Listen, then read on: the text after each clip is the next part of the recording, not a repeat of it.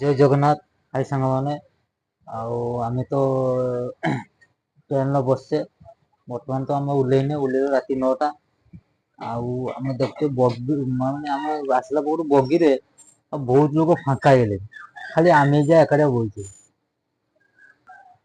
ସେମାନେ ଦେଖ ବଗିରେ ମାନେ ଟୋଟାଲ ଲୋକ ନାହାନ୍ତି, ମାନେ କମ କମ ଲୋକ ଅଛନ୍ତି। ଆଉ ସବୁବେଳେ ଫାଙ୍କା ଅଛି। ଟୋଟାଲ ଫାଙ୍କା ଟୋଟାଲ ବଗିଟା। ଟୋଟାଲ ବଗି ଫାଙ୍କା। ଆଉ ଗୋଟେ ଭାଇକି ଝାଡା ହଉଛି, ସିଏ ଯାଇଛି ଝାଡା ଫେରତେ। ଭାଇ ତାକୁ ପସ୍ତୁର ଭାଇ ମାନେ ପସ୍ତୁର ଝାଡା ହଉଛି, ଭାଇ ଯାଇଛନ୍ତି ଝାଡା ଫେରତେ।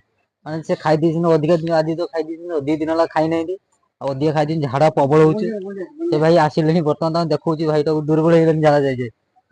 ସେ ଭାଇଙ୍କି ଏଇ ଭାଇ ପୁରା ଝାଡା ଯାଇକି ଦୁର୍ବଳ ହେଇଗଲେଣି ପୁରା ଟୋଟାଲ। ମାନେ ଖାଲି ପାଣି ଆଡକୁ ହଗୁଛନ୍ତି ତ ଆଉ। ଭାଇ ତ ଉଠି ପାରୁନାହିଁ ଏମତି ଆଉ। ତାକୁ ମାନେ ସେଠି ପହଞ୍ଚିଲା ପରେ ଭାଇଙ୍କି ନେଇକି ହସ୍ପିଟାଲ ଯାଇତେ ପଡିବ ଆଉ। ଏ ଭାଇଙ୍କି ଦେଖୁ